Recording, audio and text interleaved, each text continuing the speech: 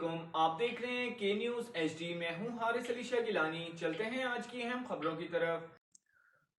کے نیوز کا حالیہ سروس بارشوں کے بعد حالیہ بارشوں کی تباہ کاریوں سے متاثر گھروں کے سروے انتظامیہ کی جانب سے نظر انداز کیے جانے والے خلاف اقلیتی بھیل برادری خواتین نے اسسٹنٹ کمشنر دفتر میں دھرنا دے دیا اور پریس کلب کے سامنے ایک احتجاجی مظاہرہ کیا اور انتظام کے خلاف سخت نعرے بازی کی۔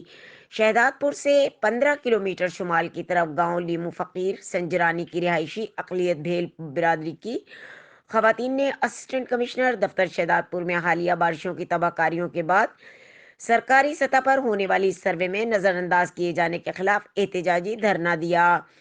انتظامیہ کے خلاف سخت نعرے بازی کرتے ہوئے اقلیتی بھیل برادری سے تعلق رکھنے والی 50 سالہ شریمتی پریمی بھیل نے مطالبہ کیا کہ ہمارے متاثرہ گھروں کو بھی سروے میں شامل کیا جائے۔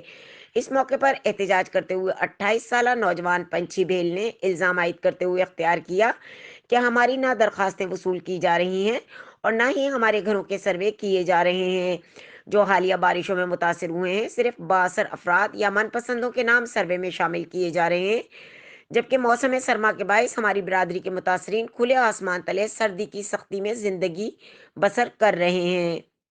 مزید خبروں اور اپڈیٹس کے لیے ہمارے ساتھ رہیے گا، تب تک کے لیے اپنا خیال رکھیے گا۔ اللہ حافظ۔